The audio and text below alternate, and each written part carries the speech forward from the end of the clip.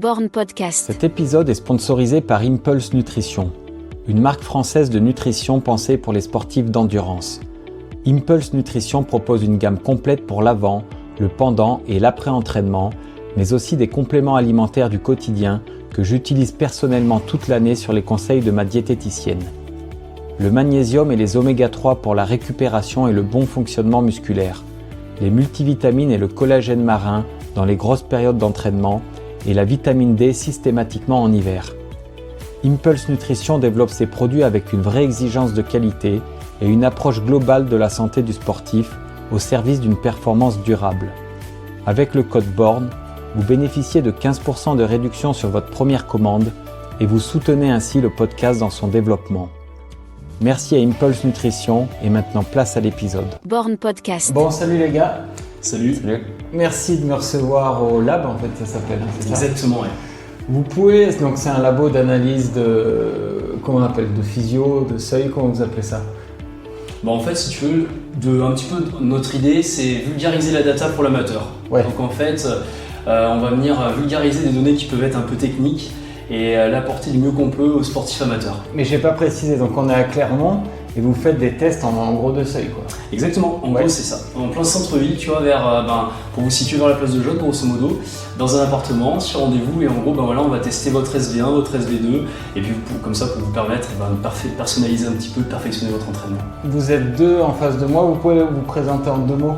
Avec plaisir. Tu veux commencer, Clément? Ouais, bon, moi c'est Clément, donc moi j'ai une partie club, je suis entraîneur je suis le deuxième entraîneur du Clermont Triathlon. Et voilà, donc avec Mathieu là, on fait cette partie là tous les deux là, de développer justement les seuils ventilatoires, de les analyser sur tapis et sur home trainer, donc vélo et course à pied. Et voilà, avec une technologie qu'on s'est dotée là dernièrement. Et t'es triathlète toi-même? Moi je suis triathlète, ouais. Ouais. Je suis triathlète depuis maintenant 10 ans. Et moi j'avais commencé par la natation étant petit. Ouais. Et voilà, donc moi je suis diplômé DEGEPS là, depuis je suis, on va dire, un jeune entraîneur. Et c'est quoi, t'es entraîneur fédéral, ça marche comment? Alors nous DEGEPS c'est entraîneur, c'est un diplôme de la jeunesse et sport. Et ouais. C'est les diplômes, les DEGEPS c'est les diplômes les plus hauts dans toutes les disciplines. Donc après il y a toute la partie fédérale, donc les brevets fédéraux, qui au début avaient possibilité d'être rémunérés. Maintenant cette branche, on va dire que si on a un diplôme de maître nageur plus un brevet fédéral, on peut entre guillemets encore permettre d'être salarié dans un club. Mais maintenant, ils veulent vraiment que la branche des DEGEPS où on est entraîneur triathlon tout court et rémunéré, quoi. Ok, une question sur le triathlon. Quand t'es entraîneur tri, t'entraînes les 3 sports toi ou? Ouais. Moi, j'entraîne les 3 sports. Alors, nous, au club, on est 2, parce qu'on est un gros club. Clermont Triathlon, c'est 320 licenciés. Du coup, nous, on s'entraîne de la partie natation à 2. Parce que voilà, ça fait du monde dans la ligne et dans les lignes. Et il y a beaucoup de créneaux. Et après, moi, je m'occupe sur l'école de triathlon de tout ce qui est de tous les jeunes de minime, de Benjamin à minime, donc tous les jeunes du collège. Ouais. Et après, on a chacun un projet de développement. Et moi, je suis sur le projet paratriathlon. Donc, j'entraîne et je développe un petit peu cette partie handisport dans le triathlon. Et donc voilà. Et mon collègue, lui, c'est tout le reste. Après, on a des créneaux qui se chevauchent. Donc, soit l'un fait en fonction des amplitudes horaires aussi, des fois on est amené à se remplacer. Et lui, pour le coup, l'école de triathlon, c'est tous les jeunes qui sont au lycée. Ouais. Parce que le tri, j'imagine que vous avez du taf en fait, parce que les gars s'entraînent beaucoup, donc il faut être beaucoup sur le terrain. Ouais, et puis on a la chance d'être à Clermont-Ferrand. Donc à Clermont-Ferrand, on a beaucoup d'infrastructures et beaucoup de créneaux. Nous, par exemple, pour les adultes, là, ça représente 8 possibilités par semaine de nager. Ouais. Et après, il y a 2 créneaux de course à pied, on a le vélo le week-end pour les adultes. Et après, tout ça vient se greffer aussi, tous les jeunes qui ont un certain volume d'entraînement aussi. Et vélo, vous aimez bien rouler où ici? Vélo, nous, les adultes, alors moi je m'occupe pas du vélo adulte, plutôt du vélo des jeunes. Nous, souvent, on fait une partie VTT pour les plus petits, on va dire 6e, 5e. Même si j'aime bien faire aussi une partie VTT pour les 4e, 3e en début d'année. Je trouve que c'est super important. Et après, on roule en route parce que les compétitions sont en vélo de route, donc il faut bien le bosser. Et après, des saisons, moi je suis quand même assez d'accord sur les pistes cyclables et tout, parce que ça nous permet de sortir assez vite et en sécurité. Et donc on va souvent dans les côtes de Chara, de Berzé, on est assez vite sortis, Gergovie, Romagna. Ouais, donc okay. On va souvent bosser par là-bas. Et tu fais un peu de coaching privé, tu prépares des mecs à des Ironman, des trucs, tu Ouais, disais, alors moi j'ai ma structure de coaching qui s'appelle GP3 Coaching. Et donc voilà, bon, après le but c'est juste de compléter, d'avoir un petit peu les deux parties parce que j'adore la partie que je fais au club. Donc voilà, j'ai à peu près une dizaine d'athlètes que je prépare et sur de la course à pied et sur du triathlon, sur différentes distances quoi. Ok. J'utilise la plateforme iDo Ok. et donc voilà. Et toi Mathieu? Alors moi, j'ai un parcours un petit peu différent de Clément. Moi, je suis passé par le Crêpes de Vichy, je sais pas si tu connais. Ouais, si, bien sûr. Et en gros, si tu veux, j'ai passé un BPGEPS AG2F à l'époque, donc qui permettait en fait de coacher de manière un peu générale, mais qui était plutôt spé sur la préparation physique musculaire, tout ce qui va être un petit peu préparation musculation. Donc l'avantage, c'est que j'ai fait beaucoup d'athlètes quand j'étais petit, j'étais au CUC, je sais pas si le Clermont Université Club. Je pense qu'il y a pas mal d'athlètes que... Ouais, je pense qu'il je connais, ouais. À l'époque, je courais avec Victor Moreau, et en fait, on était en minime, je pourrais plus te dire l'année, et en fait, moi, ma passion de base, c'est l'athlétisme. Après, avec le développement de l'entreprise, si tu veux, nous sur Clermont, on s'était pas mal concentré sur de l'entraînement plutôt basé sur du particulier, c'est-à-dire on va venir chercher à faire des petites transformations physiques, toujours dans le respect, mais tu vois, par exemple, des légères pertes de poids ou des pertes de poids plus conséquentes, avec des méthodes que j'appelle, on va dire, pas traditionnelles, mais tu vois, toujours avec du respect du corps, c'est-à-dire moi j'ai une méthode qui va pas être magique entre guillemets, qui va être plutôt sur de la régularité, et j'essaie de prôner justement ces valeurs un peu pas de tout de suite que la société actuelle pourrait prôner, tu vois, toujours vouloir tout de suite. Et en fait, moi, les gens qui viennent au studio, ce qui est trop cool, c'est qu'ils partagent un peu cet état d'esprit de je vais prendre le temps de progresser, je vais bâtir des bonnes bases en fait pour tu vois, éviter toute blessure ou alors tout yo-yo un petit peu nous dans notre domaine. Ce qui peut arriver souvent, c'est quelqu'un qui perd très vite, il va reprendre très vite, quasiment 98% des cas, même 100% des cas. Donc l'idée, si tu veux, nous, c'est vraiment de construire des bases solides, que les gens, ils apprennent aussi un peu les bases, c'est comme une sorte de formation un petit peu en même temps. Et puis après, moi, les gens, quand ils ont plus besoin de moi quelque part, tu vois, c'est trop cool, quoi. C'est-à-dire que le taf a entre guillemets été fait. Et tu vois, étant passionné de course à pied, récemment, on a trouvé cette technologie, la technologie perf. Et moi, je me suis remis à la compète très humblement il y a 1 an et demi, tu vois, à mes 30 ans. Un peu la crise de la trentaine, et je me suis dit, le seul regret que j'ai actuellement, c'est de ne pas avoir repris la compète. Et je me suis mis au trail. Tu vois, donc on a commencé progressivement. C'est Clément qui me coach. Ouais. Donc je crois que je suis ton premier athlète trail. Et en fait, ce qui est trop cool, si tu veux, c'est que ça nous permet aussi, ça nous a permis de tester cette technologie, parce qu'en fait, on l'a testé sur nous au début et sur pas mal de copains. C'est ça, pas mal de copains. Pour être vraiment, tu vois, notre mentalité, si on vend ce produit, on voulait déjà être performant et connaître un petit peu tous les rouages. Parce que tu verras, tout à l'heure on te montrera, mais c'est quand même assez spécifique et technique, parce qu'il y a pas mal de graphismes, etc. graphiques. Et en gros, du coup, on a lancé Perf tous les deux. Attends, pardon, on va y revenir. Excuse-moi. Je fais juste une parenthèse. On est tous les 3 coachs et on parlait tout à l'heure des gens qui très vite, très tôt, voulaient tout de suite faire un marathon, un truc et tout. Et t'en as parlé là, t'as dit qu'il y avait cette tendance actuelle du tout vouloir tout de suite, etc. Et c'est marrant parce que ce matin, je lisais un truc sur une psychologue, c'est Julia de Funès. Je crois que c'est la petite fille d'ailleurs de l'acteur de Funès ou sa nièce, je sais plus, et qui parlait du paddle. Ouais. Et qu'elle disait que le paddle, ça reflétait totalement l'époque parce que c'est un sport où on peut avoir tout de suite sans apprendre, sans la gratitude du tennis, on commence, on est nul. Et ça, vous le ressentez dans votre sport, que les gens ils veulent tout de suite dans votre métier, pardon? En fait, ouais, malheureusement, ou heureusement, je sais pas trop comment me positionner, mais moi je dirais plutôt malheureusement. T'as l'effet forcément peut-être réseaux sociaux, tu vois, qui jouent un petit peu de par montrer toujours un petit peu ses exploits, et ce qui est cool aussi, parce que ça a un effet motivant. Mais faut pas oublier que il faut du travail pour tout. Effectivement, tu parles du paddle, tu vois, je pense que ça marche super bien, avec tout le respect que j'ai pour le paddle aussi, tu vois, malgré tout. Mais je pense que ça marche bien parce que tu as tout résumé, c'est que ça reste assez accessible techniquement et physiquement. C'est à 2, le terrain est pas très grand, etc. Tu as ce côté ludique et tu as le côté peut-être aussi un petit peu, pas festif, mais tu vois, les gens se retrouvent après boire un petit coup ensemble, etc. Après, c'est vrai que tu vois, quand tu as envie de véhiculer certaines valeurs d'entraînement, je pense qu'on est tous un peu sur la même longueur d'onde. Passer par de la base et par du travail, c'est obligatoire. Je pense qu'en fait, on peut pas, même en fait, faire une course sans préparation. Je vois pas ce qu'on peut en dégager psychologiquement au niveau de la fierté.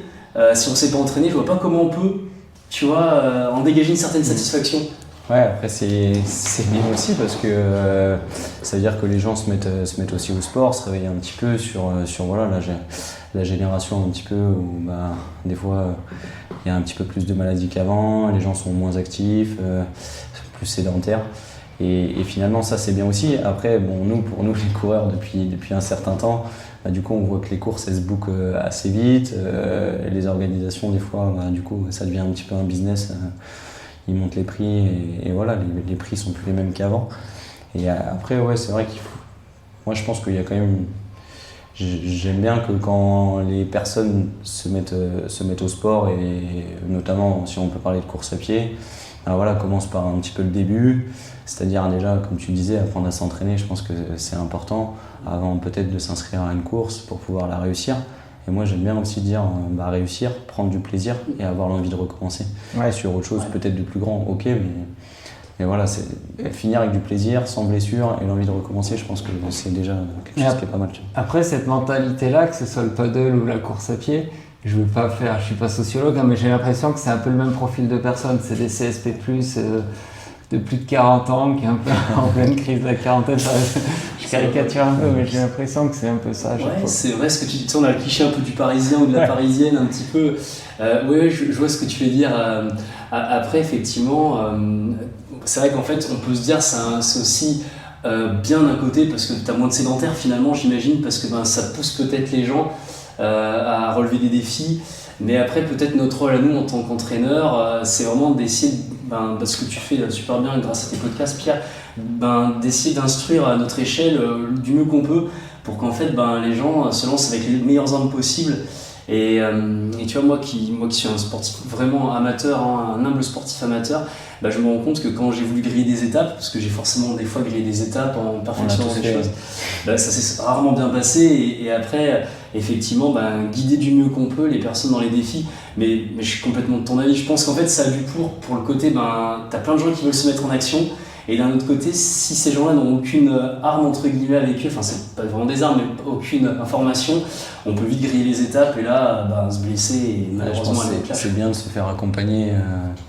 Je pense, parce que c'est vrai que des fois, ils vont, un petit peu comme on a vu ce week-end à Paris, forcément, avec les chaleurs, avec tout ça, je pense qu'il y a peut-être des conseils qui n'ont pas été pris, que ces personnes-là auraient pu aller chercher, notamment sur tout ce qui est hyperthermie, malaise, hydratation. Aujourd'hui, je pense qu'il y a pas mal de choses qui auraient pu être évitées, notamment si tous les gens, même dans un club, est accompagné dans un club, je pense que c'est important. Et je pense qu'aujourd'hui, le sportif, il faudrait regarder le pourcentage sur un 10 bornes par exemple, le pourcentage de non-licenciés doit être énorme. Ah oui, j'ai regardé... non-licenciés même à aucun sport en fait. Ouais, mais attends, il n'y a pas longtemps, j'ai vu passer un chiffre. Le temps moyen sur marathon, aujourd'hui, il doit être de 4h30, à peu près dans le monde, donc je ne sais pas les sources. Et il y a 40 ans, il était de 3h52. Donc tu vois, le niveau moyen, alors qu'il y a beaucoup plus de coureurs, que la technologie progresse, le niveau moyen est bien moins bon qu'avant, tu vois. Ok, tu vois, ça je sais pas, c'est intéressant. Après je pense qu'il y a vraiment un effet réseaux sociaux aussi, où les gens ils se disent, c'est vraiment un peu ce côté défi aussi, je pense. J'aimerais réaliser ça, moi je le vois sur les 70.3, la moitié d'un Ironman, il y en a beaucoup qui se challenge quoi. Ils se challenge et puis après ils se disent, je pense je vais peut-être faire un M avant. Mais ils ont déjà pris leur dossard pour le 70.3, mais je vais peut-être essayer un triathlon. Ils se rendent compte un petit peu du truc. Et toi, Clément, on en a parlé en off là, avant d'enregistrer, mais tu disais que donc, tu formes des mecs à l'Ironman. Et tu dis que des fois, c'est des gens à qui on a offert le dossard d'Ironman à des gens qui n'ont jamais fait.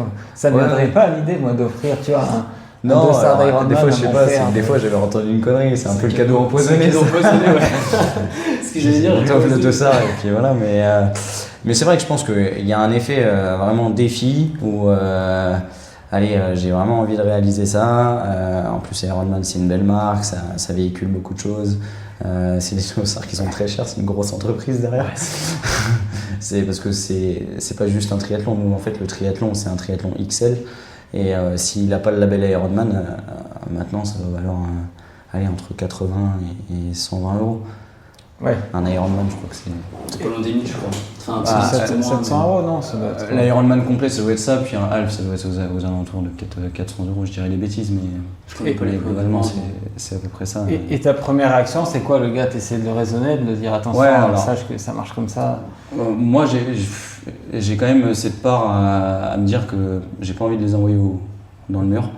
Donc après, moi, je fais toujours une visio de début de coaching, j'appelle ça, en leur demandant voilà, de quel milieu sportif ils viennent. C'est vrai que si c'est quelqu'un qui vient de la natation, déjà, ça peut aussi aider parce que ça soit un half, donc 1,9 km en eau libre, ou un full 3,8 km en eau libre. Bon, c'est pas comme si on faisait 1,9 km en piscine en s'accrochant à chaque mur de chaque côté et qu'on voyait les carreaux au fond de la piscine, quoi. Ouais. Là, on se fait taper dessus, voilà. L'eau est froide, il y a une combinaison, il y a des gens à côté, il n'y a pas d'appui. À aucun moment on peut s'appuyer sur quelque chose. Donc ça, c'est quand même une partie à prendre en compte. Après, bon, voilà, si les gens prennent, on va dire, assez à l'avance et que je vois que c'est quand même un objectif assez réfléchi, voilà, je pense que rien n'est impossible. Tout dépend de là où ils viennent. Après, bon, c'est souvent des objectifs à réussir, quoi. Ouais. C'est je veux réussir ça. Ok, moi je leur dis, moi j'aimerais bien que tu réussisses. Par contre, voilà, le volume d'entraînement qu'il faut arriver à faire, en fonction de ton travail, en fonction de ta vie de famille, voilà, il faudrait qu'on arrive à caler à peu près ça dans les semaines qui auront le plus de volume. Évidemment, on respecte les principes de l'entraînement, la progressivité, tout ça, mais il y a un moment, il faudra arriver à caler ce volume horaire-là. Et c'est quoi un mec qui veut finir un Ironman pas très sportif de base? C'est quel volume horaire? En termes de volume, il y a quand même des semaines où moi j'ai essayé de monter au-dessus de 10 heures, quoi. Ouais. Et puis après, il y a le vélo qui prend quand même une bonne partie. Mais bon, après, c'est comme on disait en off tout à l'heure, c'est pas des gens qu'on peut entraîner comme n'importe qui. Ils sont quand même sujets vachement à la blessure. Voilà, c'est des gens qui, des fois, moi j'ai direct, ils me disent, moi j'ai déjà 2 séances de kiné par semaine. Toi qui es kiné, ils disent, je fais de la prévention chez le kiné, tout ça. Donc, les mecs, ils ont déjà un peu anticipé qu'ils n'étaient pas très adaptés. Mais bon, après voilà. Et le taux de divorce chez ces gens après un Ironman, Ouais, tu connais pas? mais c'est vrai que des fois c'est compliqué par rapport à. En tant que coach, on aimerait que ça se passe du mieux possible et essayer qu'ils fassent la meilleure performance possible. Et d'un autre côté, forcément, ça passe par du volume d'entraînement, du temps passé dans l'eau, sur la selle et avec les baskets aux pieds. Ouais. Et il y a des gens, ils se disent non, mais là je peux pas, je vais aller nager que 30 minutes. Bah ouais, mais là ça va pas marcher, ou là j'ai pas le temps de faire 3 heures de vélo, je vais faire qu'1 heure et demie. Ouais, mais demain il y a ça à faire et il y a un moment il va falloir le faire, quoi. Et ça, des fois, c'est compliqué à entendre, c'est compliqué à forcer les gens parce que c'est du coaching privé, c'est aussi leur objectif, c'est à toi aussi de t'adapter pour eux. C'est pour ça que tu fais ça aussi, c'est ce côté un peu à toi de t'adapter pour la personne. Et du coup, tu essayes de moduler les choses du mieux possible, mais c'est vrai que des fois, il y a une différence entre ce que toi t'aimerais. Et une dernière question, Clément, avant qu'on parle vraiment des seuils et de l'analyse. Je connais pas trop le monde du triathlon. C'est quoi, et toi qui entraînes les jeunes, ça m'intéresse, c'est quoi la mentalité d'un jeune triathlète? C'est des bigorexiques déjà dès l'âge de 12 ans ou c'est... Là, le triathlon se veut. Moi, quand j'étais en formation du DE, voilà, on était formé aussi par des cadres de la Fédé, tout ça. Et ils veulent montrer que le triathlon, c'est plus un sport dur. Tu vois ce que je veux dire? Alors, tu fais du triathlon, c'est quelque chose de très très dur. Aujourd'hui, il y a du sport santé. Une personne qui fait du triathlon chez les adultes, ça peut être une personne qui nage 1 fois ou 2 fois, qui va faire un footing, une séance et qui va rouler mais tranquille. chez les jeunes compétiteurs? Chez les jeunes, donc on a aussi ce côté plaisir. Et donc nous, par exemple, moi chez les Benjamin Minimes, je te parle de ma catégorie, mais chez mon collègue c'est pareil. On a un groupe plutôt loisir, un groupe qui fait de la compète et un groupe qui est vraiment optimisé performance. Donc là, performance, je parle un peu du groupe performance. Ouais. Donc voilà, il y a quand même une obligation d'assiduité à l'entraînement. Nous, maintenant, on a un partenariat avec la plateforme Aidou sur le club. Donc c'est des jeunes qu'on gère aussi leur charge d'entraînement via Aidou. Pour avoir, donc Aidou, c'est une plateforme d'entraînement qui permet de récolter les séances directement dès qu'elles sont faites avec des notions de RPE, des notions... On leur met directement les séances sur la plateforme, ça fait gagner du temps à l'athlète et à l'entraîneur. Donc ça permet aussi de gérer la charge d'entraînement, tout ça. Et donc du coup, voilà, ça représente... donc c'est des jeunes qui forcément ont envie de performer, que ce soit à leur échelle, mais aussi des fois qui ont vocation à aller faire des qualifications en France. Donc nous, en fait, on a 3 disciplines phares. C'est le duathlon, donc course à pied, vélo, course à pied, triathlon, natation, vélo, course à pied, et l'aquathlon. Donc là, on vient de passer le triathlon, la prochaine échéance, c'est l'aquathlon. Aquathlon qui est natation, course à pied, sans le vélo. Ouais. Et donc, pour les jeunes, tout ça, il y a un sélectif, et après, il y a un quota, et il y a un quota pour aller aux France. Et souvent, ce quota est assez serré, parce que c'est 100 personnes en France de la catégorie. Donc là, par exemple, ce week-end, on était avec toute la région PACA et tout, c'était à peu près la France divisée en 4, et nous, on avait la Corse. Et c'était, par exemple, 18 minimes garçons, par exemple. Tu vois, sur une course où tu as 80 jeunes, mais tu as une très forte densité, quoi. Mais ce que je veux te dire, c'est que c'est des jeunes, s'ils font du triathlon, j'imagine que c'est qu'ils aiment ça, tu les tires pas par le col pour s'entraîner. Est-ce qu'au contraire, il faut les freiner, les jeunes? Ils sont comment, non? Ouais, tu as certains jeunes, ouais. Notamment moi, en minime, je les vois, mais forcément, quand ils voient le niveau en compétition, ils ont envie de s'entraîner plus. Et ils ont envie, mais bon, après, il faut aussi les préserver dans le sens où la carrière jeune, elle est encore longue. Et bon, après 18 ans, moi, j'aimerais bien aussi qu'ils continuent dans le sport et qu'ils ne soient pas dégoûtés et qu'ils arrêtent tout, quoi. Donc, ouais, des fois, il faut les freiner un petit peu. Des fois, il faut aussi, c'est un peu cette génération, donc plus la notion un peu plaisir, mais des fois, il faut les secouer un petit peu et leur faire comprendre que, bah ouais, c'est dur à l'entraînement, mais derrière, tu seras content et en compétition, ça te permettra d'être meilleur. Mais ouais, tu as quand même cette dimension un petit peu d'un jeune qui idéalise aussi par les réseaux sociaux et tout. Et les chaussures carbone, tout ça, ça arrive assez tôt, hein, déjà minime, hein, ils sont tous sur les compétitions. Donc minime, c'est 4e, 3e, ils ont déjà les godasses au pied. Mathieu, est-ce que tu peux nous parler donc du lab? Avec grand plaisir, ouais. En fait, un jour, Clément, tu me dis si je me... mais je crois que c'était comme ça, et démarché entre guillemets sur LinkedIn. Pour mon coaching perso, ouais. Ouais. Et en fait, on lui présente un peu la technologie perf qui s'appelle Zonix. Donc c'est ce qu'on a devant nous là. On pourra peut-être mettre 1 ou 2 photos, mais en fait le Zonix, c'est quoi en fait? C'est une innovation qui a, je voudrais pas dire de bêtises, mais qui a moins de 2 ans, en tout cas qui est sur le marché depuis très récemment. Et en fait qui a été créé par quelqu'un qui habite à Grenoble. Je pourrais vous mettre le nom il s'appelle Pierre, je crois d'ailleurs. Mais ça aussi, sur plus de détails, je serais amené à vous les donner. Et en fait cette technologie elle est intéressante parce que à la place d'avoir un capteur d'oxygène, on a un capteur de CO2 dans la machine. Donc c'est un masque d'analyse de VO2 max. Exactement, en fait, c'est ça. C'est un masque d'analyse. VO2 max, tu vois, on veut pas. C'est ça. T'as pas de capteur d'O2. C'est ça. Mais en fait, à chaque fin de test, on a une estimation très précise de la VO2 parce qu'on donne quand même des données ventilatoires. Ouais, donc c'est quand même très précis par rapport à une montre. Tu vois. En fait, il est vendu, si tu veux, c'est un test de seuil ventilatoire 1, seuil ventilatoire 2. Et après, nous, effectivement, on donne une VO2 max, une belle estimation. On a plusieurs tests, tu vois, ultra précises. Mais effectivement, tu vois, on peut pas le vendre comme un test de VO2. C'est vraiment un test de SV1 et SV2. Ce qui est intéressant, en fait, si tu veux, c'est que moi, mon rêve, mon objectif, grâce à cette technologie, si tu veux, j'essaie à mon échelle d'entourer du mieux que je peux le sportif amateur. C'est un petit peu mon créneau, c'est-à-dire que on a créé une petite équipe de sportifs amateurs en parallèle qui s'appelle la Team Wolf et j'essaie en fait de les sponsoriser, c'est-à-dire qu'en fait j'ai une association, j'ai des donateurs privés, des sponsors et ça me permet de créer par exemple tu vois, des petits stages comme récemment au Mont-Mézinc et ça me permet, tu vois, grâce à c'est Clément qui nous a fait le programme, de les entourer du mieux que je peux et si tu veux, cette technologie pour moi c'est une pépite parce que en toute honnêteté, il y a quelques années de ça, pour des gens comme moi, c'était soit inaccessible financièrement, parce que tu vois, les technologies étaient à plusieurs milliers d'euros, voire dizaines de milliers d'euros. Et surtout, il fallait avoir un laboratoire, entre guillemets, tu vois, je disais presque de plusieurs dizaines de mètres carrés avec un énorme tapis, etc. L'avantage de cette technologie, c'est qu'on peut le démocratiser. Par exemple, tu vois, on pourrait le mettre dans un cabinet de kiné, on peut le mettre ici au lab, en plein centre-ville de Clermont-Ferrand. La seule chose qu'il te faut, en fait, c'est un ordinateur avec l'application, c'est ton masque, perf.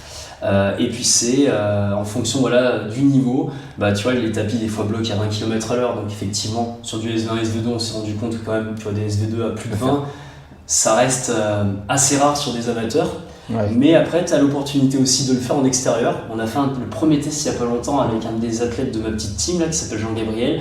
Et en fait, en extérieur, c'est sous forme de test VAMEVAL, en fait, test VMA classique. Tu coordonnes un test. Et là, on n'a pas de... Test VMA. C'est ça, et puis là, on n'a pas de limite, si tu veux, de vitesse, puisque la personne peut aller à son... Et alors, en fait, si je comprends bien, parce qu'au final, le VO2 max, on s'en fout, en fait. Ce qui compte, c'est les zones de travail. C'est ça. Nous, en fait, c'est ce qu'on dit. Hein. En fait, d'ailleurs, en fait, à chaque fin de test, tu as un lien. Nous, en fait, on retravaille, en fait, parce que le logiciel est capable, normalement, de te donner ton SV1 et ton SV2. Mais bon, tu as quand même, comme à l'hôpital, hein, tu as le mec qui vient déterminer ton SV1. Donc là, nous, ça c'est pour ça qu'au début, on a pris du temps quand même, parce que même si moi je suis diplômé d'un DE, tu vois, on a vu quelques courbes en cours. Mais de là, de passer une personne à l'autre, de dire est-ce qu'il serait là, c'est quand même pas évident. Mais bon, on a quand même pas mal de courbes. Tu vois, tu as la courbe du débit ventilatoire, tu as la courbe de la relation avec le CO2, tu as la courbe de volume courant, le rythme respiratoire, tout ça. Donc tu arrives on a un protocole aussi qui est donné par Perf pour vraiment bien analyser par rapport à leur logiciel. Et à la fin, tu t'enregistres et du coup la personne repart avec ses 5 zones d'entraînement sur la course à pied. Il donne 7 zones d'entraînement sur 7 zones d'intensité sur le vélo.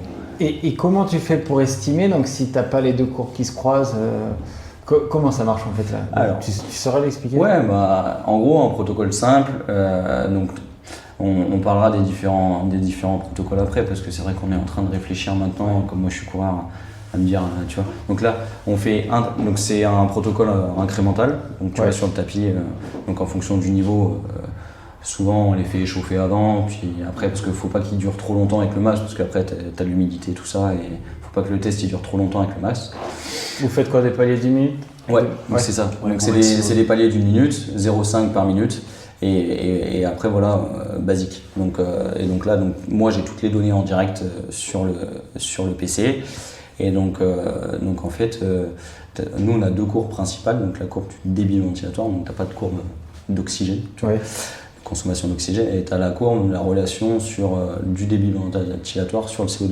Ouais. Et donc sur le débit ventilatoire, c'est à ce moment-là où on va observer une cassure. Donc en fait, tu as plusieurs données, mais en fait, tu as vraiment moyen de lisser les données, de lisser les points pour observer vraiment la cassure. Tu vois. Donc après, nous, tu le vérifies aussi. Normalement, tu as une cassure sur le débit ventilatoire et sur le rythme respiratoire. Donc ces deux-là, normalement, ça se corrèle plutôt bien. Et après, pour observer plutôt SV2, donc SV1 c'est quand même assez pointilleux à trouver.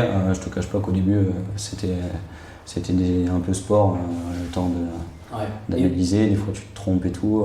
Et il faut pas se tromper, tu vois, parce qu'on s'est rendu compte d'un truc, c'est qu'il faut pas faire démarrer l'athlète justement trop bas en vitesse s'il a par exemple une grosse VMA, une VMA optimisée, parce que là, comme l'a résumé Clément tout à l'heure, c'est que si le test dure trop longtemps, là, c'est très difficile de trouver le SV1, entre guillemets. Tu vois, c'est pour ça qu'il faut quand même avoir une connaissance de l'athlète. C'est pour ça qu'on a un petit questionnaire qu'on met en place, qu'on leur envoie en fait, si tu veux, avant, très détaillé. Et si quelqu'un, par exemple, nous dit, tu vois, qu'il a eu des VMA, j'ai une bêtise à 18, on le fera pas démarrer à 9 km/h. Tu vois, on va aussi se baser là-dessus, parce qu'on s'est rendu compte que si tu dépasses grosso modo 15 minutes de test, tu t'exposes quand même. Ouais, un peu plus quand même. Ouais. En gros, c'est 7 à 9 paliers quoi. Oui, mais tu vois, disons que ton test, faut qu'il fasse 17 minutes, entre 14 et 17 minutes grosso modo. Mais ce qui est super intéressant surtout, si tu veux, c'est que c'est une technologie qui s'affine petit à petit. Ouais. Tu vois, on a des mises à jour régulières, on va t'expliquer.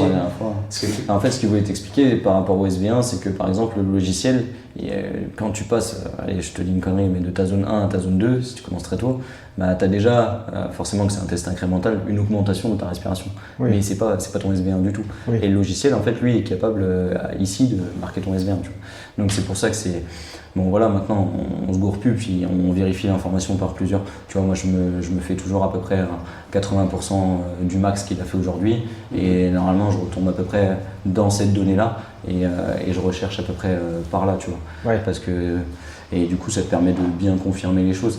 Et donc après tu lui sors une allure à SV1, corrélée avec la fréquence cardiaque à ce moment-là. Et pour SV2, on l'observe du coup sur la deuxième courbe, qui est la relation, et là pour le coup elle est beaucoup moins dure à trouver, parce que il y a un moment le CO2 il explose, et là tu as une courbe, normalement tu peux pas te rater. Ok. Et du coup, donc voilà, SV2, SV1 et SV1, SV2 avec les fréquences cardiaques. Et après, quand les athlètes entre guillemets n'ont pas plus de 20 km/h, souvent on va au max sur le tapis. Ouais. Donc, alors sur le tapis, nous c'est quand même plus facile de faire passer un test sur tapis parce que voilà, tu sais que si c'est 11,5, le tapis il est à 11,5. Il faut qu'il soit bien calibré. Ouais. Ça il est bien calibré. Bah, tu vois, on le calibre régulièrement d'ailleurs, parce qu'en fait, un tapis qui est beaucoup utilisé, des fois il se décale, enfin tu vois, il est de moins en moins précis entre guillemets. C'est pour ça que tu vois, maintenant tu as des options sur les Nordic Track normalement avec lequel on bosse. Tu peux le recalibrer assez facilement. Et moi, généralement, je le fais toutes les semaines, parce que mine de rien, tu vois, il doit tourner 5 heures par jour et je pense qu'il y a un delta qui se. Enfin, il peut y avoir une petite marge d'erreur. Après, ce qui est génial sur le tapis, tu vois, c'est que dans le test, ce qui est étonnant, tu vois, on met toujours un pourcentage de code de 1%. En fait, ça te permet d'avoir un petit peu plus d'engagement musculaire semblable à la réalité. Et ce qui est cool, forcément pour nous, on préfère parce qu'on a une totale maîtrise sur la technologie. Dehors, il suffit que tu aies du vent par exemple, tu vois, je dis une bêtise, qu'il pleut, tu vois, l'autre fois il a plu, la piste manque un petit peu d'adhérence. Ouais, et puis la technologie, on veut pas trop qu'elle prenne la flotte non plus. Exactement, tu vois, pareil, comme ça reste une nouveauté. En fait, tu vois, malgré tout, c'est exceptionnel, mais c'est encore une technologie qui est un petit peu récente. Alors, sincèrement, merci encore d'ailleurs à Pierre, parce que le boulot a été phénoménal et le rendre accessible à des prépas comme, tu vois, des prépas, pas comme nous, c'est pas péjoratif, mais tu vois, le faire dans des établissements comme le studio, c'est absolument cool parce que ça permet de le rendre accessible à en fait énormément d'athlètes. Et tu vois, je voulais rebondir sur un truc, je sais pas si vous êtes d'accord, mais moi je coach pas mal d'athlètes qui en fait ont des programmes réalisés par plus ou moins des intelligences artificielles ou tu sais, des applications, sans citer de nom, plutôt connues. Et en fait, je me suis rendu compte d'un truc, moi mon combat en fait, parce que tu vois, Clément, c'est vraiment l'aspect technique.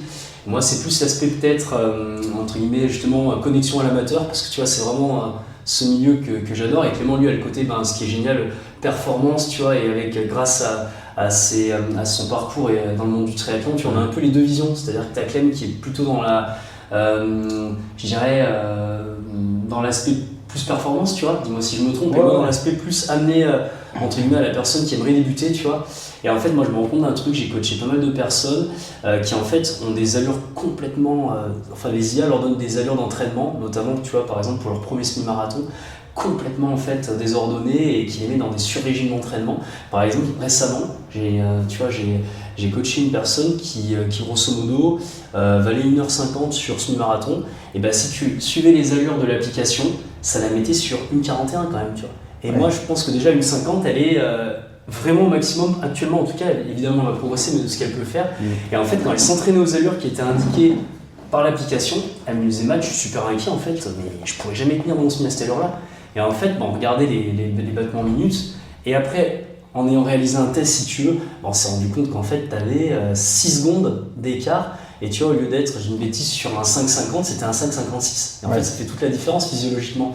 Et tu vois, en fait, ces applis qui, pareil, tu vois, donnent accès à pas mal d'infos, mine de rien, parce que tu vois, on parle de zone 1, zone 2, zone 3, endurance fondamentale, tout ça. Moi, je pense que quand tu débutes, c'est pas pour prêcher nos métiers, parce que tu vois, ça a du bon aussi d'avoir cette accessibilité à la technologie. Mais je pense qu'avoir un humain, c'est intéressant, parce que justement, tu vois, plutôt que d'être envahi par des chiffres, ça reste technique. Ah oui. Moi je suis persuadé, tu vois, qu'il vaut mieux appeler un Clément, un Pierre, un Mathieu, parce que indirectement, nous derrière on va avoir cet esprit critique de par notre expérience qui va permettre de guider, parce que quand j'ai vu cette allure et l'agonie avec laquelle la personne, c'était vraiment une allure de 10 pour moi, tu vois. Je pense que les plans d'entraînement tout fait, franchement, alors tu vois, je pensais pas que c'était... C'est pas individualisé, c'est normal aussi, et puis d'un autre côté peut-être qu'attention, tu vois, ça doit matcher pour certains profils, tu vois. Je veux pas du tout dire que c'est mauvais, mais je pense que l'humain, ça c'est ma théorie, tu vois, faudra jamais mettre l'humain de côté dans ces métiers-là, parce que sans humain, finalement, même si la technologie, entre guillemets, se trompe pas, et là, tu vois, en l'occurrence, sur cette personne-là, elle l'a dégoûté. La personne m'a appelé en mode moi je pourrais jamais tenir ce rythme, je suis nul quoi, en gros, tu vois. Alors pas du tout, elle était loin d'être nulle, c'est juste qu'en fait l'application elle s'était trompée de 10 secondes sur ses zones, donc sur tout le F, etc. Encore le F, tu vois, à la limite t'es à 6 secondes, je pense que ça a moins d'impact. Par contre, un SV2, là par contre. Mais les gens, moi je vois, les débutants ils se perdent trop dans les chiffres quoi. On va commencer par courir régulièrement, mais des fois, comme tu dis, les applis, ça leur donne des chiffres, ils se cantonnent à ça Et les data, c'est hyper intéressant, mais il faut être un minimum drivé. C'est le but de votre. Moi, j'utilise beaucoup le RPE à Ouais. l'entraînement. Voilà, je leur dis, au lieu de courir à une allure, tu cours à une intensité. Alors voilà, je veux que tu fasses un travail autour du premier seuil, tu cours à 4-5 sur 10. Ouais. Et tout à la sensation, quoi. Et Ça, c'est après, très bien. moi j'attends toujours, surtout chez le débutant, le mec qui a jamais couru, ou qui a jamais optimisé son entraînement, qui a toujours fait que des footings ou des conneries comme ça, j'attends bien un mois avant de lui faire son premier test, parce que sinon les valeurs vont faire que d'évoluer, quoi. Et une petite question, donc, comment ça s'appelle? C'est Perf, hein, le nom. Ouais, ça, Exactement. c'est la marque, ouais. C'est Perzonix, tu vois. Il s'appelle le Zonix celui-là. Et Non. t'as BikeX pour le vélo. Donc Ouais. on en parlait, c'est ce que fait Gressier dans l'intérieur sport. Là. Exactement. C'est cette technologie. C'est la même technologie Et- qu'ils avaient testé sur Jimmy Gressier. Ouais. Et pourquoi est-ce que vous le combinez pas à la lactatémie? Alors, ouais, ça peut être une suite. Moi, j'y ai réfléchi un petit peu, mais comme on disait, déjà, il y a ce côté un petit peu amateur et pas forcément. Après, si on irait plutôt vers un milieu semi-pro, pro, ok. Après, est-ce qu'aujourd'hui, beaucoup de personnes s'entraînent aussi à l'entraînement en contrôlant le lactate? Tu vas Non, me dire de mais vu plus en ça, plus. ça va Ouais, pas ça te me permettre donnerait- plus facilement de connaître le seuil, non? Ça Si, donne- après, moi j'ai jamais bossé avec la lactatémie, je sais comment ça marche, mais déjà rien qu'au niveau d'une personne qui vient le passer sur tout ce qui est piqûre, les papiers qu'il faut, peut-être je sais pas s'il y a des choses, tu vois. Je sais pas Peut-être s'il des y aurait protocoles. des réglementations là-dessus. Je me dis que tu as forcément un petit risque d'infection parce que tu perces la paroi de la peau, mais après, ouais, moi j'y ai pensé, mais c'est un appareil supplémentaire. Mais peut-être, ouais, dans En les fait, futures années. Je pense, tu vois, ce qu'on se dit, on se dit actuellement un peu étape par étape, tu vois. Moi, je suis complètement d'accord avec toi. Mon rêve, en fait, si tu veux, déjà de pouvoir proposer cet outil, en plus qui a été utilisé par Jimmy Gressier, si tu veux, c'est super cool parce qu'on se dit qu'on peut malgré tout, en tant que, alors je parle pour moi, mais en tant que sportif amateur, avoir accès, si tu veux, maintenant, à des technologies qui sont quand même très pointues.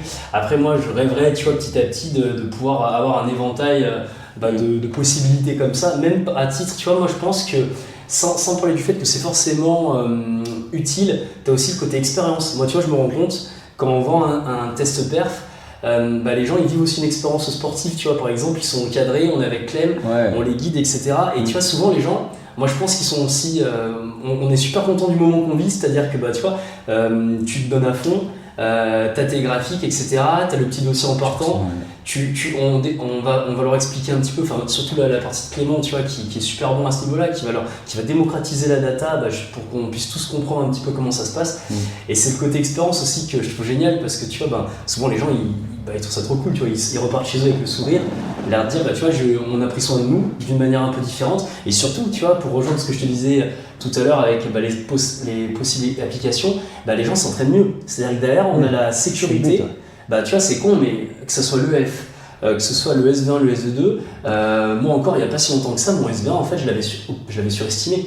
Tu vois, je pensais, moi j'ai un SV1 à 14,6, je crois. Ouais, 14,6 km/h. Moi, dans ma tête, tu vois, j'étais à 15, tu vois, 15,1. En fait, je m'étais vraiment, entre guillemets, surestimé. En fait, je m'entraînais. Tu sais, quand tu me mettais, par exemple, du travail au SV1, en fait, je comprenais pas. Mais tu vois, pareil, je me dégradais trop rapidement parce qu'en fait, j'étais potentiellement 5 ou 6 secondes trop rapide. Depuis que j'ai fait le test, si tu veux, franchement, ça se passe beaucoup mieux parce que du coup, je travaille beaucoup à la fréquence cardiaque. Alors, on utilise aussi, évidemment, je pense que tu connais, mais tu sais, les petits brassards Coros ou Garmin, sans forcément citer de marque parce qu'ils sont cool. Mais en fait, moi, je trouve que ça, c'est un outil intéressant. Parce que pareil, je me suis rendu compte quand même qu'il y a la montre, tu vois. Ah ouais, non, ouais. Trop de marge, ouais. Tu vois, en ayant les deux, en fait, moi avant, je faisais beaucoup à la montre, je pense, et malheureusement, il suffit que tu transpires, Ouais, tu trop vois. de marge d'erreur, ouais. Trop de marge d'erreur. Et puis que j'ai mon petit bracelet, j'ai vu en plus que du coup, ça reste assez accessible en plus, tu vois, ça vaut entre 50 et 100 balles. Et sans rire, moi je le mets forcément, tu vois, bras Je crois gauche. que tu peux le mettre vraiment à plusieurs endroits. Et on peut le mettre à plusieurs endroits parce que tu avais une sorte de théorie qui disait que si tu mets du côté du cœur avec le laser du côté, Ah ouais. en fait, je suis pas certain que ça change. C'est le même capteur qu'il y a sous la montre. Ouais. C'est juste qu'il y a moins d'artefacts parce que t'as pas de poils, tu vois, ça épouse mieux le relief, etc. Ouais.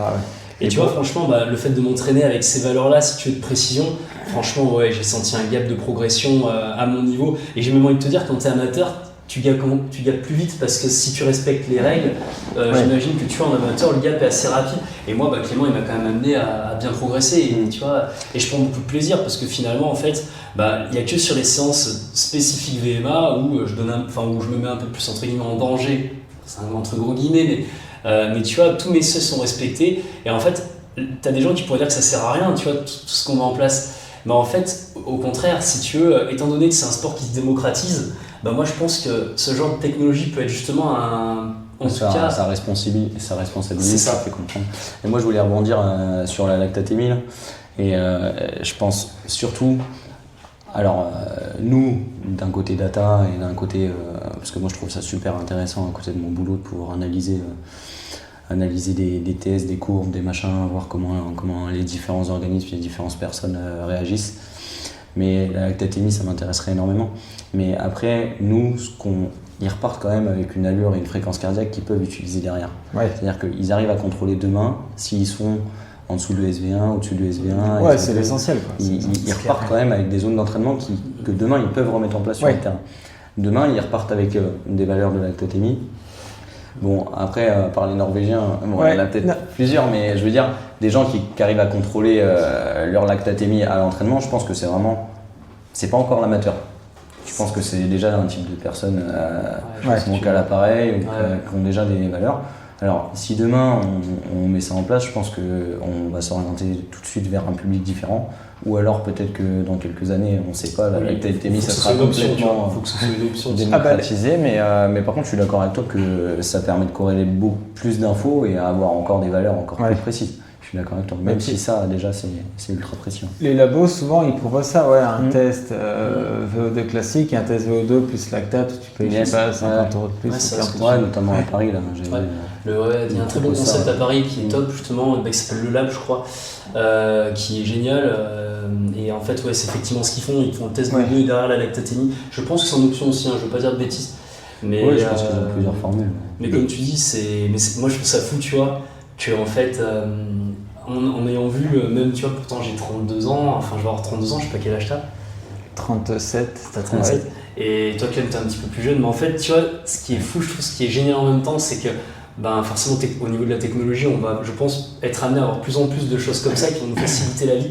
Par contre, tu vois, encore une fois, j'insiste sur le fait qu'il faut vraiment qu'il y ait de l'humain parce que lâcher comme ça dans la nature, dans des sports spécifiques, malgré tout, tu vois, pareil, le suivi kiné, moi je trouve que c'est quasi obligatoire pour un compétiteur amateur qui voudrait bien progresser parce que pour éviter les inflammations localisées, etc. Moi je trouve que, tu vois, je suis suivi en parallèle et sincèrement, je pense que ça m'a esquivé énormément de blessures. Alors après, forcément, tu vois, de manière raisonnable, mais je pense que d'avoir des petits check-ups de temps en temps, prendre soin de soi de cette manière-là aussi, d'aller voir un kiné, pour moi, c'est vraiment ultra intéressant. Et ça fait partie aussi de l'encadrement que peut mettre un sportif amateur pour bien progresser. Parce qu'au final, tu vois, nous, en tant que prépa, on va pouvoir potentiellement les guider, mais un kiné, il n'y aura pas mieux qu'un kiné, tu vois, pour leur montrer des petits exos spécifiques pour renforcer, par exemple, la cheville, renforcer le fasciolata, tu vois, en cas de TFL. Et ça, en fait, regarde, les blessures actuelles, c'est quoi? Ça va être les gens qui démarrent trop vite, ça va être de la périostite, ça va être du TFL, de la ponévrosite plantaire. Tu vois, je sais pas si je dis des bêtises, tu vois, dis-moi, mais souvent c'est des inflammations comme ça localisées. Et en fait, ces inflammations-là, moi j'ai remarqué, tu vois, si tu fais faire un petit renfo au préalable, ou qu'il y a un accompagnement kiné, en fait tu les as pas, ou alors tu vois, elles sont pas graves. Encore une fois, tu peux revenir là-dessus aussi sur les zones d'entraînement et tout. Exactement, c'est le même combat. Et le fait d'être accompagné pour justement respecter les principes de. C'est ça. On va rentrer dans le détail des dames. Juste un truc, j'ai vu sur votre site que vous proposiez 2 tests en tarif. Pourquoi? Le but c'est d'en faire un à J0 et un à 6 mois. Alors en fait, on propose en gros, t'as une offre 2 tests et une offre 1 test. C'est ça que tu voulais dire. En gros, on est on se dit que ce qui peut être intéressant, alors un test par an, c'est forcément cool parce que ça te permet, je dirais, alors comme dit Clément, t'aurais pas non plus d'intérêt de le passer tout de suite à un grand débutant, tu vois, il faudrait quand même qu'il y ait quelques bases. Mais tu vois, 2 tests, pourquoi? Parce que, alors, dans le cas d'un triathlète, tu diras mieux que moi, Clément, mais tu as aussi le vélo qui peut être intéressant. Donc, passer un course à pied, un vélo, tu vois. Et là, ça peut être cool parce que, pour le coup, les valeurs sont complètement différentes. Parce qu'en vélo, tu as le musculaire qui peut te créer une difficulté. Moi, par exemple, tu vois, je l'avais passé sur vélo et j'avais été assez déçu de ma VO2 parce que je pense qu'en musculaire, j'avais pas assez de capacité. Et du coup, j'étais sorti un peu déçu parce que j'étais moins élevé du coup que ma VO2 estimée en course à pied. Et moi, je pense que tu vois, il y a du cas de figure. Un triathlète, ça peut être génial. Alors, il manque la natation, mais peut-être qu'un jour, tu vois, ça existera. Et pour un coureur, vous préconisez d'en faire régulièrement? En fait, pour un coureur, moi, c'est ce que je dis. En gros, une pour l'hiver, quoi.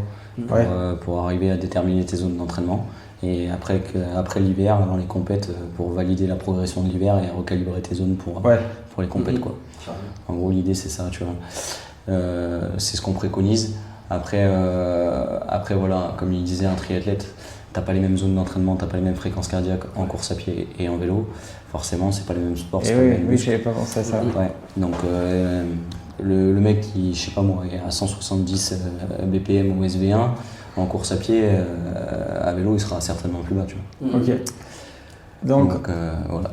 Comment vous définiriez les seuils là, pour quelqu'un qui ne connaît rien ou même, il y a des très bons coureurs qui courent qui disent seuil, qui ne savent pas du tout ce que c'est en fait. Seuil, déjà, moi, faut essayer de comprendre que c'est des changements d'état au niveau physiologique, donc c'est vraiment le passage d'un état stable à l'état moins stable.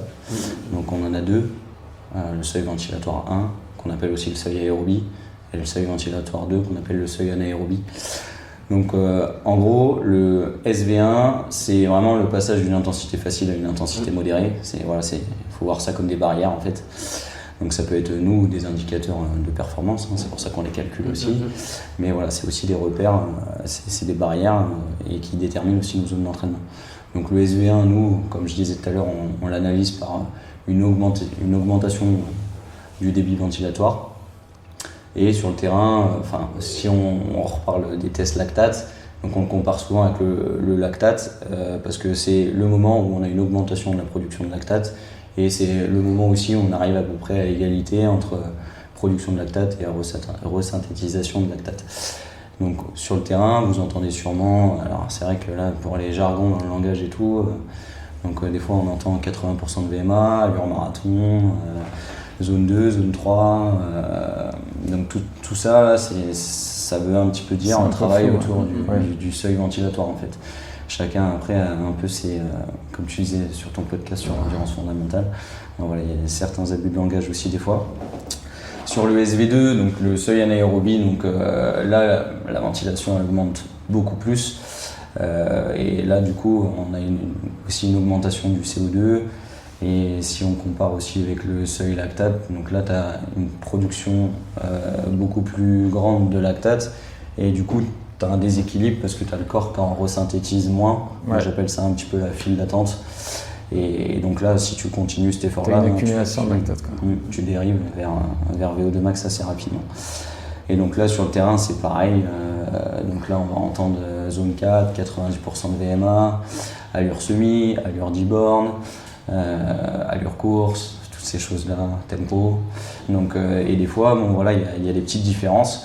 Des fois, il y a des entraîneurs ou quoi qui vont dire, et pour le nouveau licencié, aujourd'hui, on va travailler au seuil. Et lequel ? Et souvent c'est entre les seuils, non ? Et souvent c'est entre les seuils. Et voilà, et des fois, tout dépend de ce que l'entraîneur veut travailler et du langage qu'il utilise. Et là, encore une fois, nous, on arrive à déterminer SV1 et SV2 de manière très fiable. Et ce qui nous permet aussi de dire, si tu vas passer au-dessus de cette valeur-là, si tu passes au-dessus de cette fréquence cardiaque-là, tu es au-dessus de ton SV1, donc tu changes de zone. Après, sur les zones d'intensité, je pense qu'on peut aussi faire un rappel.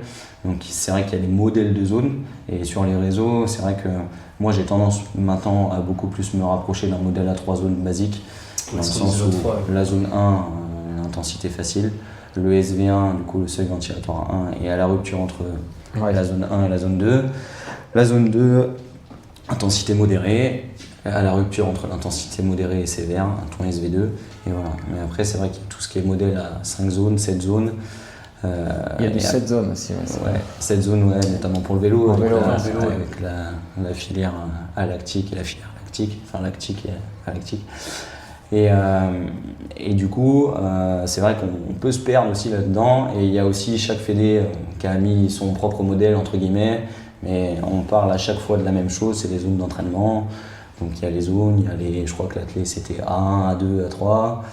Le vélo c'était I1, I2, I3. Et voilà, on parle à chaque fois de la même chose. Et voilà, il faut arriver à responsabiliser un petit peu l'athlète et lui faire comprendre ce qu'il fait à l'entraînement. Et donc quand ils viennent faire un test chez vous, ils repartent, tu disais, avec tout un dossier. Et c'est quoi? Donc tu lui définis ces zones de récup. On a vraiment voulu faire ça. C'est ça au final qui est important pour ça, c'est pratique. Bon, en fait, moi, il était hors de question qu'une personne qui vient de passer un test reparte avec 2 pauvres valeurs SV1 et SV2 et ils savent pas quoi en faire. Sinon, on ne cultive pas ce qu'on veut mettre en place. Tu vois, si on veut aussi l'expliquer, le vulgariser, il fallait qu'on trouve un moyen de l'expliquer. Et là, Clément a eu une super idée, c'est qu'en fait, les gens repartent avec un petit fascicule, si tu veux, et tout est expliqué et de manière plutôt accessible. Ouais, j'ai essayé de vulgariser, c'est ça un petit peu comme on disait tout à l'heure, parce que la physiologie c'est bien, pour nous les coachs c'est très intéressant, mais des fois nous on se perd un petit peu avec les chercheurs, tout ça. Mais bon voilà, essayer de recentrer un petit peu le débat. Est-ce que aussi l'amateur qui court a peut-être pas trop envie de se prendre la tête non plus, essayer de lui expliquer les choses assez simplement. Alors pour ça, je te coupe, je suis désolé, mais Perf a fait un truc génial, tu sais, c'est quand on envoie nos résultats, en fait c'est envoyé sur une base de données et après derrière, Perf nous envoie, bon là pour le coup c'est un modèle à 5, on a le choix entre 3 zones et 5 zones, c'est maintenant on a je crois avec la nouvelle... c'est pas ça, c'est que en fait ils ont fait le modèle où ton SV1 est à la rupture entre la zone 2 et la zone 3. C'est ça, exactement. Et le SV2 à la rupture entre la zone 3 et la zone 4. Ils ont fait un modèle comme ça c'était dans la nouvelle mise à jour. Et ils ont fait un modèle où du coup ton SV1 est à la rupture entre la zone 2 et la zone 3 et ton SV2 doit être au plein milieu de la zone 4. C'est ça, mais surtout si tu les vulgarises sous forme, en fait ils ont fait un lien Strava, c'est pas mal parce qu'en fait là ça vulgarise vraiment les zones, donc en gros la personne tu as aussi, donc elle a le fascicule et elle repart avec ce lien internet où on te montrera, mais tu as carrément avec des couleurs différentes. Toutes les allures avec les fréquences cardiaques et les courbes. Et ça, je trouve ça génial parce que tu vois à quel moment ils ont décroché, tu vois. Et là, ils le comprennent. Personnalisé, c'est ça. Ils le comprennent vraiment parce que là, tu as le côté visuel. Et en plus de ça, tu vois, zone 1, zone 2, Et ça, c'est cool parce que moi, tu vois, souvent après, quand je revois les athlètes derrière, ils se servent de ce petit tableur aussi qui est vulgarisé avec les couleurs. Et ça, c'est génial. Moi, je me sers de ça aussi. Parce que tu vois, en fait, comme tu disais tout à l'heure, en fait, malgré tout, même en étant dans le milieu, il y a quand même beaucoup d'infos, je trouve. Et moi j'aime bien les choses plutôt simples et pragmatiques.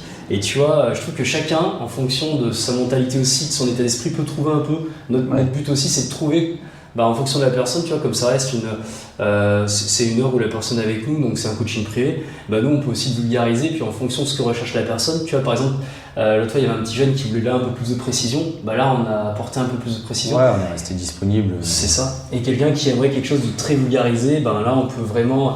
Et là, encore une fois, nos deux mondes sont cool parce que moi, tu vois, qui suis dans un milieu plus vraiment sportif amateur, j'ai pas connu le haut niveau. Et Clem qui lui côtoie les deux, on arrive à créer des raccourcis avec peut-être un jargon différent, tu vois. Et les zones, d'un point de vue pratique, tu leur dis quoi là? Alors, donc en fait, ils arrivent, déjà pour reparler du petit dossier, donc tu as une explication du SV1, une explication du SV2. Après, on a expliqué aussi l'intérêt de passer un test au lab par rapport à juste faire un test VMA et dire que le SV1 c'est 80% de ta VMA, le SV2 c'est 90%. Souvent c'est ça, mais bon, on sait que 2 athlètes qui ont 18 km/h de VMA n'ont pas forcément le même SV1, le même SV2 aussi. Donc ça, c'était vraiment arriver à sensibiliser un petit peu là-dessus. Ensuite, ils ont leurs résultats, donc avec une fréquence cardiaque, une allure, un RPE ciblé par rapport quand je suis à SV1, je suis plutôt à un ressenti d'effort à peu près à ce niveau-là. Ils ont le lien avec les zones d'entraînement qui est directement donné par Perf en fonction du test. Donc ça, on leur met aussi dessus. Et après, il y a toute... en tout, il y a 5 pages. Mais qu'est-ce qui te paraît utile, toi, comme zone à définir avec tes athlètes? Attends, je termine là-dessus. Et du coup, parce que je voulais finir. Et du coup, à la fin, j'explique aussi le fait que bah voilà, la fréquence cardiaque, il faut en tenir compte, mais peut-être pas sur des intervalles en dessous de 1 à 2 minutes. Voilà, avec la chaleur, il faut plutôt tenir compte de la fréquence cardiaque plutôt que de l'allure. Si tu as du dénivelé, si tu as. Ouais, par exemple le trail.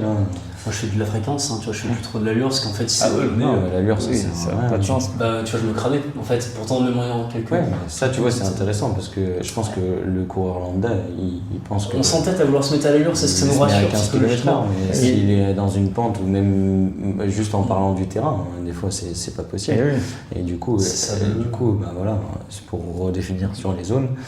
Après, bah voilà, je suppose que tu veux parler un petit peu des adaptations physiologiques. Non, pas forcément. Non, qu'est-ce qui te paraît utile de lui dire? Là, tu as une zone de, je sais pas, footing récup, là, tu as une zone de. Ouais, bah en gros.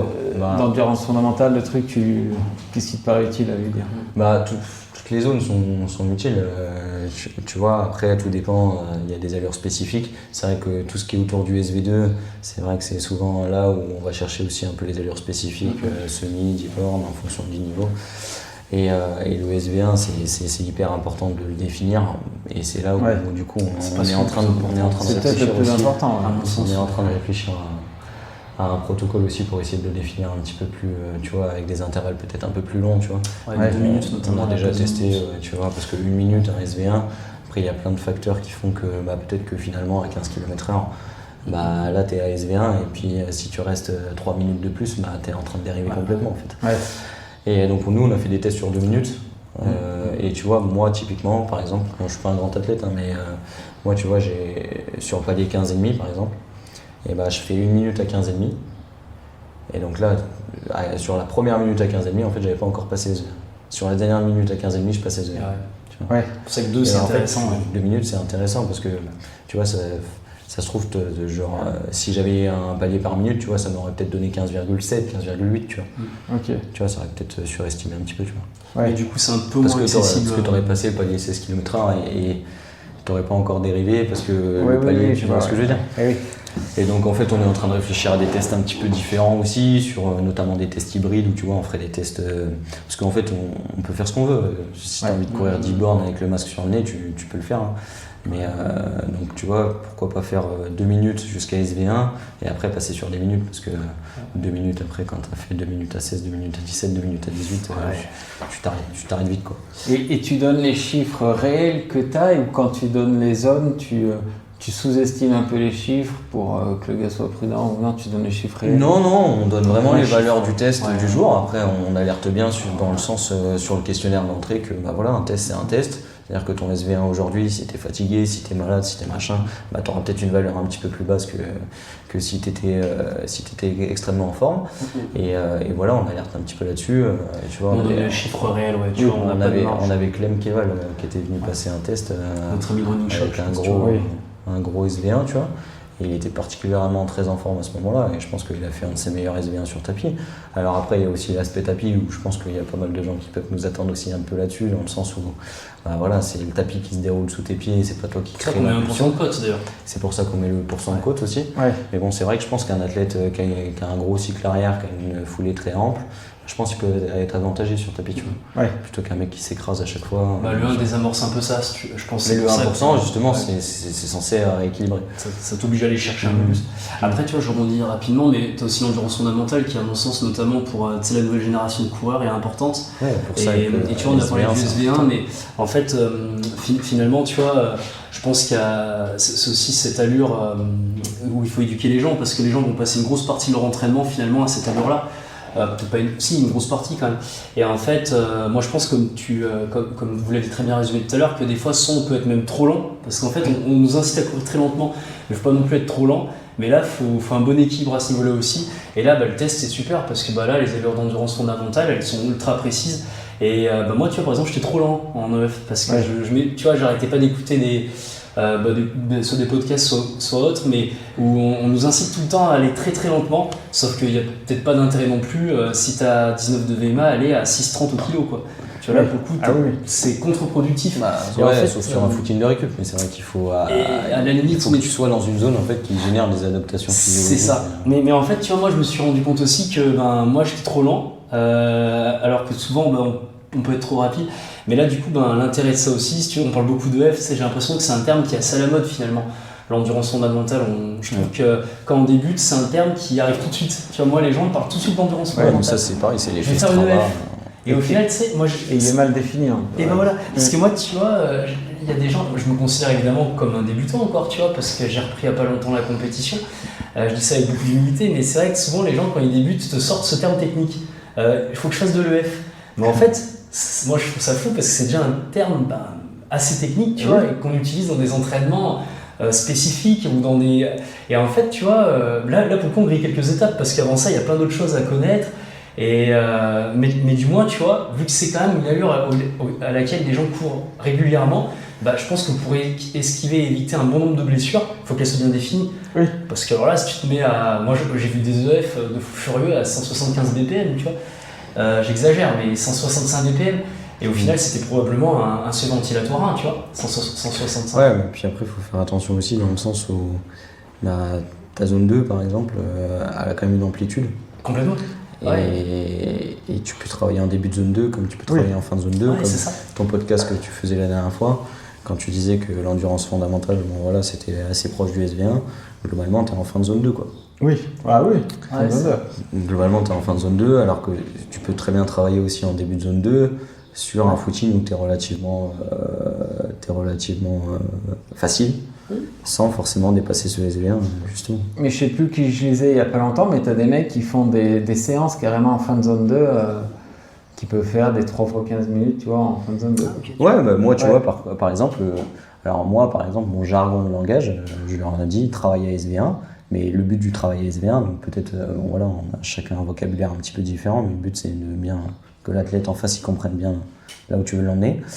Mais moi, par exemple, travailler à SV1, par exemple, je t'ai déjà mis des séances comme 2 fois 20 minutes, et 2 fois 20 minutes où par contre, je veux pas qu'il dépasse, je veux pas qu'il passe cette barrière de SV1. Quoi. Ouais. Je veux pas qu'il aille entre les deux seuils. Parce que là, du coup, c'est aussi l'intérêt de calculer ces zones. C'est, là, tu dérives complètement. Du coup, derrière, tu as une dérive cardiaque. Si tu as une dérive cardiaque, tu rentres dans un autre travail, dans une autre intensité, qui derrière ne va pas créer la même fatigue. Et après, sur l'enchaînement des séances, c'est plus compliqué. Quoi. En fait, c'est ça, c'est sur l'enchaînement des séances. En fait, le jour J, ça passe toujours en fait, ça passe toujours le jour J. Après... Et, tu vois, moi, en reprenant et en essayant de le faire avec beaucoup de passion et tu vois, en m'entourant, tu te rends compte qu'en fait, même si c'est ton métier, quand tu reprends un peu tardivement, tu te rends pas compte sur le moment des fois qu'en fait ces allures un peu surestimées peuvent t'amener progressivement vers une blessure. Et c'est pour ça que les RPE, notamment quand tu nous entraînes avec Aïdou, c'est intéressant parce qu'on met des RPE à chaque fois. Et tu vois, si j'imagine que je mets des 7 sur 10 à chaque fois, tu vas me décharger un petit peu. Oui, et puis à l'inverse, s'il y a un mec qui met des RPE 7 à chaque fois alors que je lui demande un travail à SV1, tu vois, faut aussi. Je pense que tu vois, c'est là où tu arrives à détecter le problème aussi. Complètement. Le RPE aujourd'hui, je pense que c'est beaucoup utilisé et je pense que c'est très intéressant. C'est quoi le RPE qui correspond à SV1 ? Pour moi, c'est 4-5 sur 10. Ah, j'aurais dit 4. Ah, quand même ? Ouais, j'aurais dit 4 ou 5. T'aurais pas dit autant, toi ? Non, je pense pas. 4-5. Ouais, moi 4 c'est bien. Ouais. Après, tout dépend de la tête. Tout dépend de l'intervalle aussi. Ouais, moi c'est ce que j'ai tendance à dire. Pour moi, un footing facile, c'est 1-2.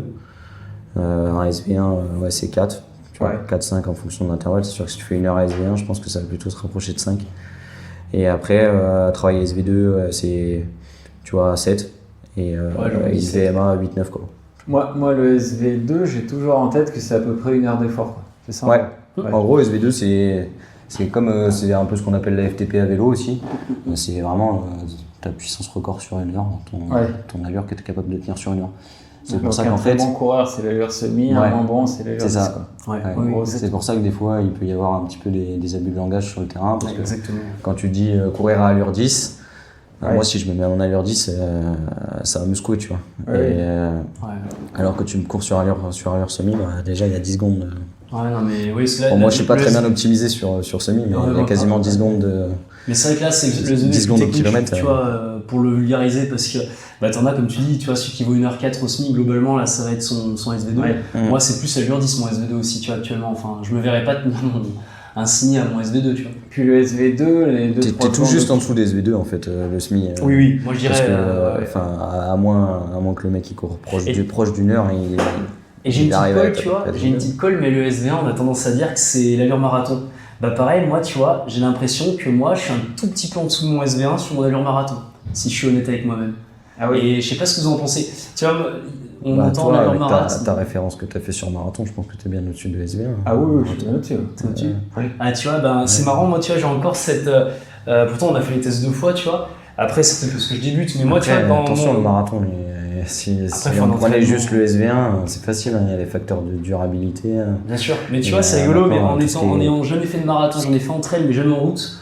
Et là, je vais me en faire un, tu vois, pour voir un peu ce que je vaux.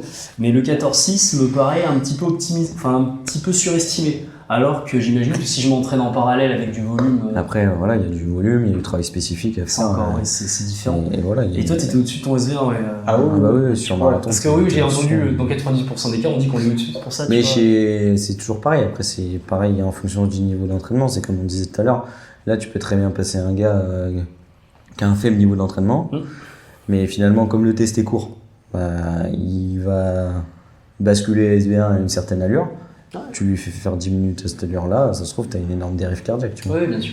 C'est pour ça que les deux. Tu vois, en fait, les parce deux qu'il minutes n'est sont- pas entraîné. Tu vois. Tu vois, Mais les tests, quand on fait 2 minutes, je dirais même qu'on pourrait monter à 3 en fait, sur du SV1. Sur du SV1, Ouais, c'est ça qui est après, intéressant, c'est qu'on peut, en plus de ça, tu vois, comme c'est novateur, on aiguille petit à petit en fonction, et en fait, on était même dirigé un peu par le logiciel qui nous disait, tu vois, on pense que faire des minutes, enfin des 2 minutes à la place de la minute, tout de suite on a vu effectivement que c'était plus précis, et on pense que même, tu vois, on pourrait même faire des tests optimisés SV1 et des tests peut-être même optimisés SV2, tu vois, avec un échauffement au préalable. Et après, c'est surtout que après le test à la minute, un athlète entraîné, en fait, il y répond super bien, ça Oui. crée pas beaucoup de fatigue. Ouais. Et pour le coup, comme il est entraîné, il décroche forcément à un moment. Et souvent, enfin, c'est exactement ça. Quoi. Ouais, ouais. Et, Une dernière question, parce que le temps tourne. Pour un trailer, vous adaptez, vous mettez de la pente, vous faites des tests différents. eh ben, on n'a pas fait encore Ouais. de tests au seuil. J'ai vu que d'autres labs là, avaient commencé à le faire avec des tests ascensionnels et tout, en montant un petit peu la pente et déterminer les seuils Jamais fait encore. avec une pente.